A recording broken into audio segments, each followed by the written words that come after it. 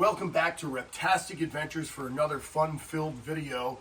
Well, actually this is probably a boring video because we're talking about African spur-thigh tortoises. I am in their enclosure in my backyard. Now, a lot of reptile breeders and keepers don't understand what they can and can't do in their enclosures and with their animals. I'll tell you right now, we are in an area which has a lot of oak trees. And when you have oak trees, you have acorns. Now, I'm not really concerned about this acorn because it's so brown. It's not really toxic as much when it's at this stage. But the green ones and the yellow ones are the ones I'm more concerned about.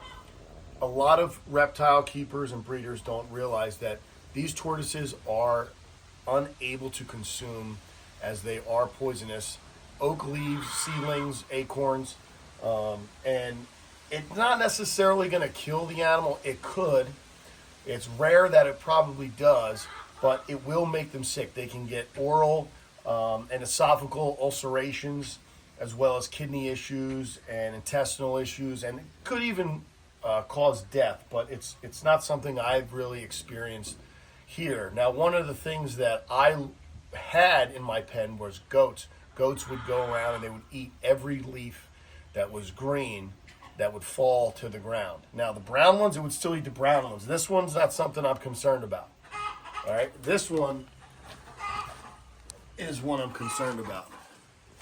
Okay, now, I'm sure that's bugs that bit into that, because if it was tortoise, I would know. I could see the bite marks probably be more on a point.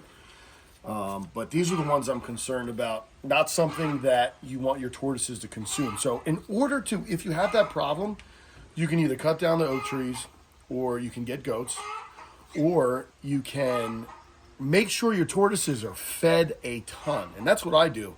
I feed them a case of romaine pretty much every day. If there is, at any point, one of these animals are hungry, they're going to know right where to go. They're not going to even care about this. So that's one thing you got to really watch for, is the green leaves, especially after a summer storm where you're getting branches that are coming down, and some of them have green leaves attached to them. So storms will do that. So every time I have a thunderstorm, the next morning I'll walk right out here early in the morning and I'll look for fallen branches that might have green leaves. Now, it's just not African spur-thigh tortoises. There are other species as well. I have no problem whatsoever with Hermann's tortoises, Dalmatian Hermann's tortoises, but I do have had issues with the Greek tortoises. So there's different variations, different subspecies of Greek tortoises. So what I did was I moved them out into the middle of the yard where they were out from being underneath the oak trees, and they're out in where it's nice and sunny, and I don't have to worry too much about this. But I just wanted to touch on that. Now, we have colder temperatures coming in, and when that happens, we start to stuff underneath. This is their hideaway, and there's, let's see, 2, 3, 4, there's probably 5 tortoises that are under there. And when you create such a dark cave for them, they are less likely to dig tunnels in your backyard or even out of your enclosure and underneath your fence.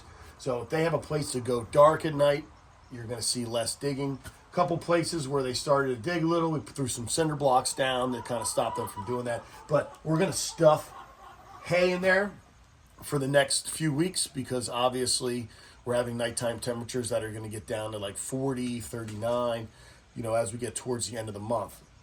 Once we get into past Halloween, early October, these tortoises I'm going to bring in. Just because, now, guys, these tortoises could probably stay out here year-round. They could dig a tunnel 20 feet down, put some hay in the front to keep the drafts down, and these tortoises could probably be fine throughout the winter in New Jersey. Now, these temperatures can get really cold. We're talking 10 degrees, 5 degrees, but when they're down 20 feet and there's hay stuffed through the hole, there's really not going to be much of an issue. But I usually have my tortoises lay eggs in the wintertime, going into December, late November, and early January. So I bring them in, and I got a nice nesting box in there for them.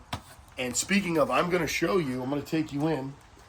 I have 2 Aldabras in here right now, and you can see why I got rid of the goats. That's why I got rid of the goats, guys. I miss them dearly. Mary Jane and Maggie were very, very personable animals. They would eat out of your hand. But at the end of the day, I had to make the right decision. They were destroying the fence. They were eating everything. And it's just not going to hold up here. This enclosure is going to come crashing down if they don't do something. So, here we go. We have yellowfoot tortoises that are in here already. I moved them in just because temperatures are getting cooler. I got my Aldabras now. My Aldabras are in here mostly because of the oak leaves. They're very susceptible to death from eating oak leaves. So I just want to bring them in just to be on the safe side, keep them away from the acorns. These guys, you can see this girl's getting huge. You know, probably, you're probably 28 inches. She's a little motorboat, but this is a female. And I'm not really sure about the sex of that one yet. It's not quite big enough. But we have some Libyan Greek tortoises that are up here. Sleeping. I should open shortly. There we go. But wow, they've destroyed this whole thing with greens already. That's pretty good. Good eaters over here, so I like to see. And then we have some more Libyans back here. Up, we'll have a yellowfoot they got out. Look at this. This is my male. Must have climbed out on top. What they do is they get on top of another tortoise and they end up climbing over this wall. I got to put another level of 2x on top here to try and keep them in. They got a good runway though. But this is the egg laying box, guys. I know talked about this in some of my other videos. I know I've done videos of actual tortoises laying eggs and digging up the eggs out of this box, but they start laying eggs in November, December for me in New Jersey. I'm sure in other parts of the country, like Arizona, totally different.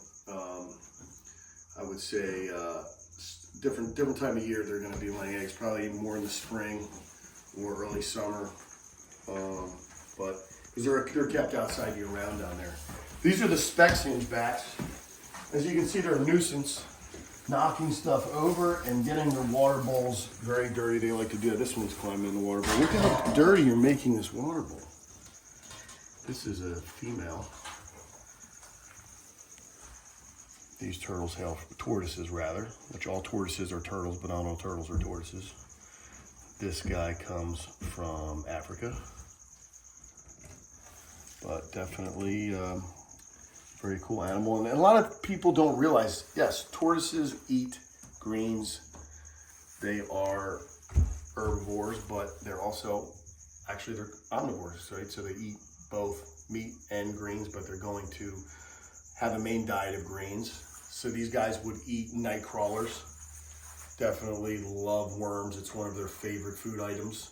They will eat some mushrooms and other things, but I try and stick with greens just because it's more of a healthier diet, as well as the night crawlers.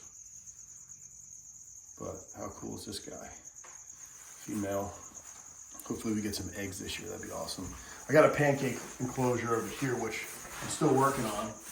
We have to get some more rocks in here to bring this up and get this ready for the pancakes for the winter because they're outside still.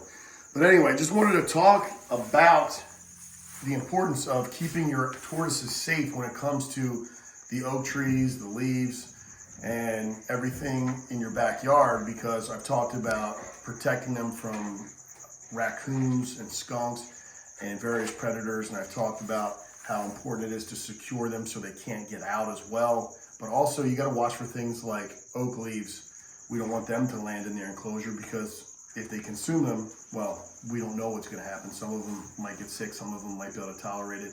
Every species is different. But I do know African spur-thighed tortoises, they don't handle it well as Aldabras and Galapagos tortoises.